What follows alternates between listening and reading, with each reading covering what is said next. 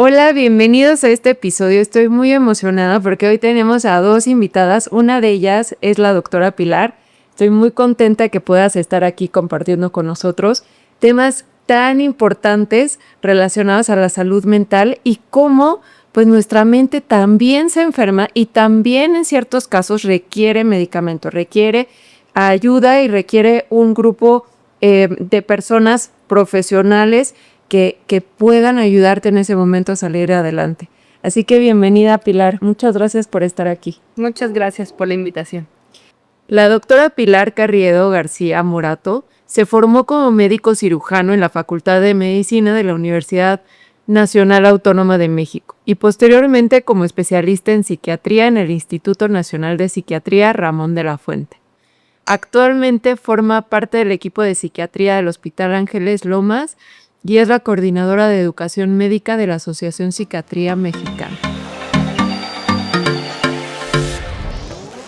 Bienvenido al Café de la Salud Mental, el podcast de Be Mindful. Soy Gio, maestra en psicología clínica, y estoy aquí para compartirte mi experiencia y guiarte en este viaje de crecimiento y bienestar desde la raíz. ¿Qué casos has tenido que, por ejemplo, de personas que dicen, no, es que yo no quiero tomar medicinas, eso es malo para mí? ¿Cómo las personas pueden saber en qué caso es necesario ya acudir con algún doctor especialista en psiquiatría? Pues sí, en realidad hay muchísimos casos que podría platicarte. Yo creo que en general lo que vamos encontrando es que la gente tiene mucho estigma, muchos mitos hacia los medicamentos, ¿no? O sea, ya sea de voy a estar como zombie, voy a estar adormilado, va a cambiar mi manera de ser, me voy a hacer adicto, ¿no? Entonces, por todas esas cuestiones, la gente no quiere empezar un medicamento, ¿no? Además de la parte del estigma también hacia ir al psiquiatra o al psicólogo, ¿no? Van a pensar que estoy loco, o yo no estoy loco. Necesito estar súper mega grave de manicomio, ¿no? Con camisas de fuerza y todo para acudir al psiquiatra. Exacto, es como yo no estoy tan mal todavía, ¿no? Como que piensan que el psicólogo es un primer escalón y ya el psiquiatra es algo mucho más elevado como para casos que de por sí, hijos, el psicólogo tienes que estar muy mal para acudir, bueno. Sí, ya el psiquiatra tienes que estar al borde de la hospitalización, ¿sí? ¿No? Y pues no, realmente no es el caso. También está el caso de pacientes que no saben que lo que tienen se puede tratar, no saben de dónde viene. Yo, por ejemplo, tuve una paciente profesionista, exitosa, vaya, una mujer preparada académicamente. Ella tenía crisis de pánico, tenía un trastorno de ansiedad y pues recibió varias intervenciones, pues digamos alternativas, ¿no? Iba a que le hicieran limpias, con chamanes, porque no sabía, ¿no? No sabía qué era eso que le estaba pasando. Y ya una vez que empezó el tratamiento, pues sí, ella misma me comentaba que le había cambiado la vida, ¿no? Que ella ya no sabía cómo vivir sin ansiedad, ¿no? O sea, no sabía que podía volver a vivir sin ansiedad. Y eso que comentas es muy cierto. Y yo no creo que sea una u otra, todas estas alternativas holísticas, creo que pueden ayudar, pero ¿por qué la necesidad de probar cantidad de cosas en donde te expones, en donde han habido casos, situaciones, la verdad, experiencias bastante desagradables, que es innecesario? O sea, ¿por qué no mejor ir con un especialista que ha estudiado cantidad de años, que tiene una certificación, una licenciatura, una maestría, y queremos conseguir esas respuestas en todo nuestro medio externo en lugar de acudir por este estigma que hay tan notorio, ¿no? Entonces, qué importante, pues también de primera instancia, no probar con cosas que no son comprobadas científicamente uno y que te puede poner en riesgo también. Claro, sí es bien importante, pero la gente siempre va a dejar el psiquiatra hasta el final. Hasta la última opción. Y hay gente que dejan el psicólogo hasta el final, ¿no? Porque sí es bien importante llevar las dos cosas a la par, ¿no? La parte psiquiátrica, la parte farmacológica con la parte de la psicoterapia, ¿no? O sea, ya la evidencia científica nos dice que lo más efectivo es combinar los dos abordajes. Entonces, la gente que le apuesta todo al medicamento y que no lleva un proceso psicoterapéutico y que no fortalece las demás áreas de su vida, por ejemplo, que no hace ejercicio, que no come bien, que se excede en el alcohol, en el cigarro, esa gente es bien difícil que lleguemos a quitar los medicamentos, ¿no? Porque no está fortaleciendo otras áreas de la vida que son también esenciales para que la ansiedad vaya mejorando. Y ahí es cuando se empieza a hacer un mal uso, ¿no? Cuando dependo del medicamento para estar bien, porque no he trabajado pues en mis hábitos, no he trabajado con mi mente, no he trabajado pues con esas creencias limitantes, porque no sé cómo gestionar mis emociones, que eso es algo súper común. Y por eso la combinación de ambas es lo ideal, porque si yo no tengo este nivel de conciencia o yo no sigo teniendo los mismos hábitos que sé que no me hacen bien y además no tengo ni idea cómo trabajar con mi mente y con mis emociones, pues obviamente en el momento que quitamos los medicamentos, pues seguramente reaparecerá el síntoma y eso es uno de los usos incorrectos, ¿no? Sí, exactamente. Sí, el tratamiento debe de ser forzosamente multidisciplinario, ¿no? Para que la persona en realidad tenga una buena evolución y en un futuro pueda estar sin medicamento, tiene que pues ocuparse de diferentes áreas de su vida. ¿Qué les podrías decir a las personas que creen que los ansiolíticos, y si podemos mencionar cuáles sí, cuáles no de forma general, pueden generar adicción? Porque ese es uno de los miedos más frecuentes que yo veo en consulta, que no, Gio, es que me da muchísimo miedo porque ¿qué tal si me vuelvo adicto y en el momento que quiero retirarlo ya no puedo, ¿no? Cuéntanos un poquito de eso. Pues mira, en términos así muy generales, nosotros dividimos los ansiolíticos en benzodiazepínicos y no benzodiazepínicos. Los benzodiazepínicos, que son por ejemplo clonazepam, diazepam, alprazolam, bromazepam, esos sí nos pueden generar una dependencia a largo plazo. Es bien importante que la gente siga las indicaciones del médico, ¿no? Y de preferencia de un psiquiatra, porque muchas veces, y sobre todo en el pasado, estos medicamentos se dejaban a largo plazo o no se le explicaba al paciente y había gente que lo tomaba por años, ¿no? Y después, pues es muy difícil suspender esos medicamentos a la larga, ¿no? Entonces, si una persona lo toma a largo plazo y sobre todo va aumentando la dosis porque se va generando cierta tolerancia al efecto, entonces sí la persona puede hacer dependencia a la sustancia, ¿no? Entonces, más o menos las guías de práctica clínica nos dicen que el tiempo máximo de uso de las benzodiazepinas es de 8 semanas. Obviamente varía entre un caso y otro, pero para que se den una idea, ¿no? Entonces, esta gente que las ha tomado por años... Tuve una paciente que igual 12 años tomándolo, pues claro que va a generar dependencia. Claro, y 8 semanas, o sea, realmente es un tiempo muy corto el que se debe de usar. Porque realmente, aunque se llaman ansiolíticos, algo que es importante que la gente comprenda es que el tratamiento de primera línea para todos los trastornos de ansiedad son los antidepresivos. Así se llaman coloquialmente, pero en realidad usamos los antidepresivos para muchísimas cosas, ¿no? Y una de estos usos es para todos los trastornos de ansiedad. Entonces, yo siempre les explico que es como si uno tuviera una neumonía, ¿no? Entonces tú tienes una bacteria que te está causando una infección y tienes fiebre. El ansiolítico va a ser como el paracetamol que te quita la fiebre, pero no va a curar realmente la neumonía, ¿no? Entonces, en cuanto se pasa el efecto, pues vas a volver a tener fiebre. Entonces, la bacteria se tiene que atacar con un antibiótico, ¿no? Que en este caso de la ansiedad sería nuestro antidepresivo. Esos antidepresivos sí se usan por largo plazo y es... pues digamos que atacar más de raíz el problema, ¿no? Y entonces el ansiolítico se usa de manera adyuvante las primeras semanas en lo que el antidepresivo empieza a hacer efecto. Claro, porque el antidepresivo más o menos de lo que yo sé, tú dime, son 2 semanas, porque también hay muchas personas que dicen yo, ya me tomé la pastilla, pero me sigo sintiendo triste, sigo teniendo ansiedad. A ver, no es magia, ¿no? Ni la terapia ni el medicamento es magia, todo tiene un proceso.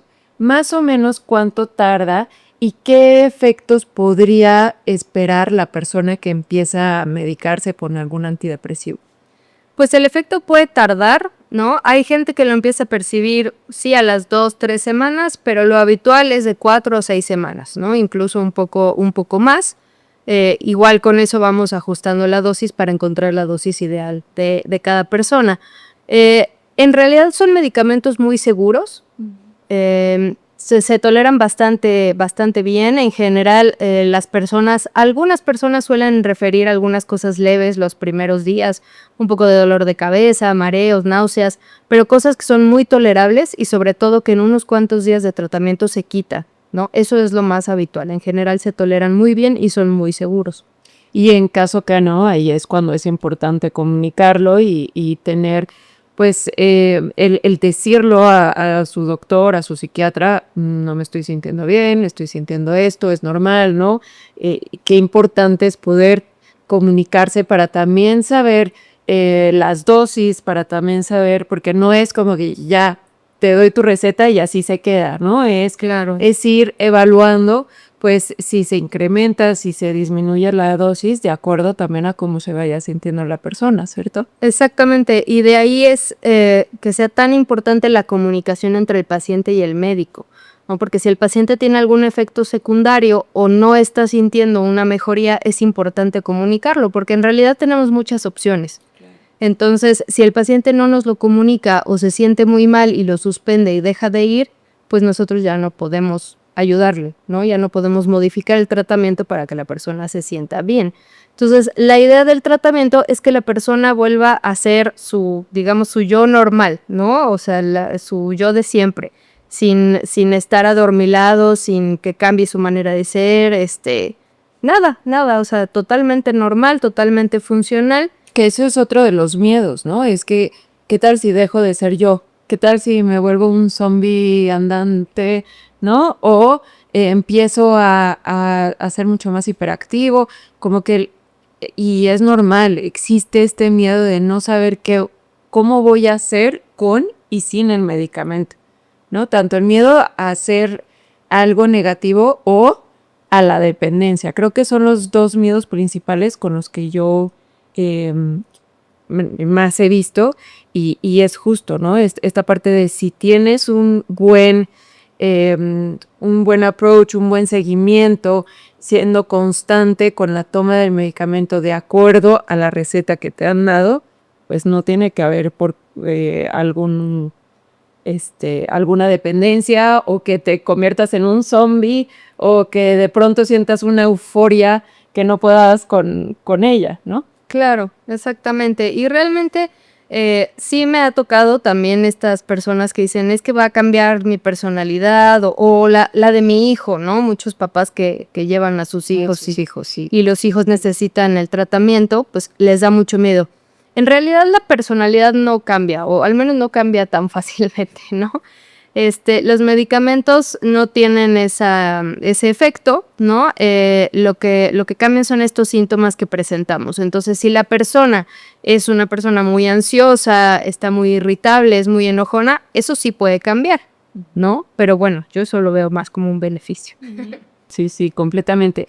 Como yo se los explico, y dime tú si lo explico de una forma correcta, el medicamento te ayuda a disminuir los síntomas para poder poner en práctica todas esas herramientas que ves en terapia y te sea mucho más fácil. Por ejemplo, si estás trabajando con fobias, pues en lugar de que te dé un ataque de pánico en las alturas o al subirte a un avión o, ¿no? De diferentes miedos, pues lo que va a hacer es disminuir ese miedo para que tú puedas poner en práctica tus técnicas de exposición, tus técnicas de respiración, para pues poder regular tu sistema nervioso y puedas enfrentar de mejor manera las situaciones que se te van presentando. Entonces, es una forma, en lugar de sentir un 10 de ansiedad, pues sentirás un 6, un 7, y de esta manera, pues esto te permite tomar acción. Si estás deprimido, igual, ¿no? Los síntomas disminuyen y eso te permite también tomar acción, empezar a hacer cosas que te ayudan a sentir mejor. Exactamente. Sí, esa es la idea del tratamiento, ¿no? Y llevar estas dos partes es esencial por ese motivo, para que uno también aprenda a afrontar los estresores de la vida, que obviamente esos no los podemos quitar, pero sí debemos de aprender estrategias de afrontamiento, porque estrés vamos a tener siempre. Sí. Y la idea no es que el medicamento esté por siempre, ¿no? Pero sí debemos de aprender, porque el secreto de la terapia, y yo siempre se lo digo a mis pacientes, es que uno siga aplicando las estrategias que aprende en las sesiones a largo plazo, ¿no? Y ya para siempre. Exacto. Es un recurso por un tiempo determinado que te ayuda pues a poder salir adelante, porque muchas veces necesitamos esa ayuda, necesitamos ese apoyo, no solo en la parte psicológica, sino también en la parte farmacológica. También químicamente hay un desbalance, ¿cierto? ¿Qué personas, Fili, consideras que deben de acudir al psiquiatra?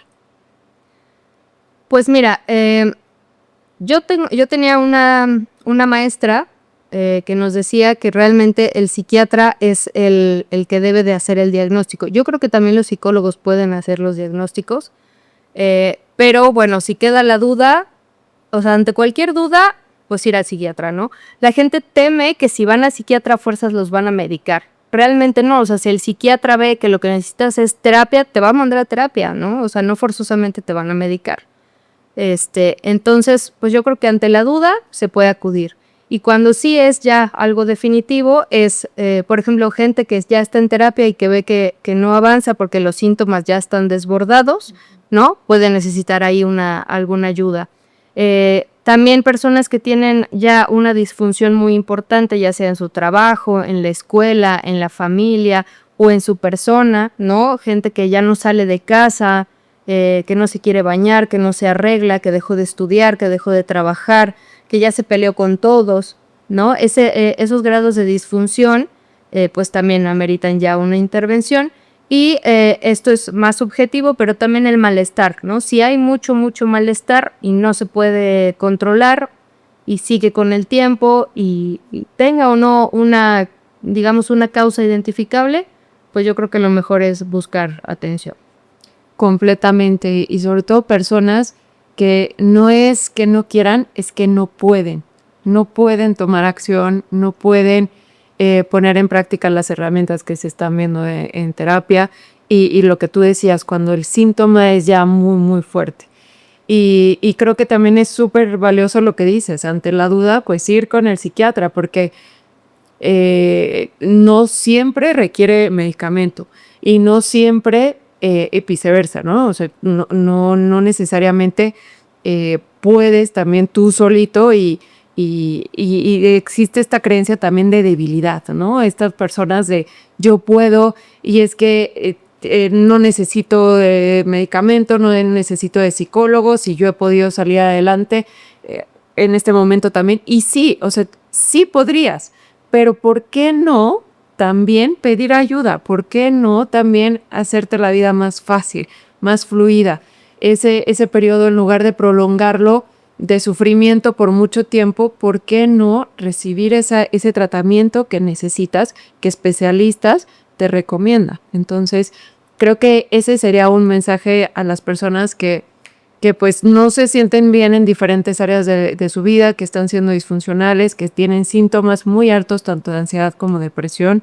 Sabemos que la depresión hoy en día es de las enfermedades número 1, que en México el estrés laboral somos el país número 1 en estrés. Entonces es importante que podamos tomar acción y sobre todo poder pedir ayuda.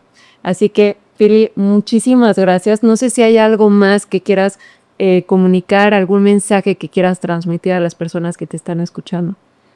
Sí, pues solamente que el cuidar de la salud mental es algo muy importante. Ir al psicólogo o al psiquiatra no es algo malo, no implica que seas débil, que no le estés echando ganas, que no estés poniendo de tu parte. El cerebro, como cualquier otro órgano, se enferma, ¿no? Así como se enferman los riñones, como se enferma el corazón, la mente también se enferma y uno no puede esperar pues correr un maratón con una pierna rota, ¿no? Uno va a buscar atención. Entonces, de la misma manera, no podemos esperar que nuestra vida siga igual si tenemos un trastorno de ansiedad, si tenemos depresión, ¿no? Si tenemos cualquier problema de salud mental. Entonces, no está mal, es una parte integral de nuestro bienestar. Entonces, siempre hay que cuidarnos. Y bueno, una parte de esas es pues acercarse a los especialistas. Van a ver que hay muchos mitos al respecto y que pues no es tan malo como parece. En realidad, pues el enfoque que usamos es algo multidisciplinario, ¿no? Como comentábamos ya anteriormente. Y pues creo que puede tener muchos beneficios para muchas personas.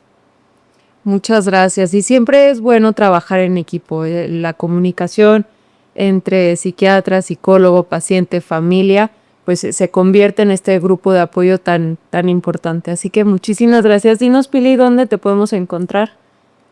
Pues pueden encontrarme en redes sociales como Enlazando Mentes, también en Facebook como doctora Pilar Carriedo García Morato, y en Doctoralia pueden encontrar toda la información por si quisieran sacar una cita, y pues nada más. Buenísimo, pues muchas gracias por escucharnos y nos vemos en el siguiente episodio. Escríbanos si tienen alguna duda, comentario, lo vamos a estar leyendo. Bye. ¿Te gustó este episodio? Síguenos, haz clic en la campanita y compártelo para que llegue a quienes necesitan escuchar esta información. Si quieres saber más sobre nuestras terapias, conferencias, colaboraciones y otros servicios, escríbenos a info@bemindful.com.mx. Síguenos en nuestras redes sociales y encuentra nuestro rincón de recursos gratuitos en www.bemindful.com.mx.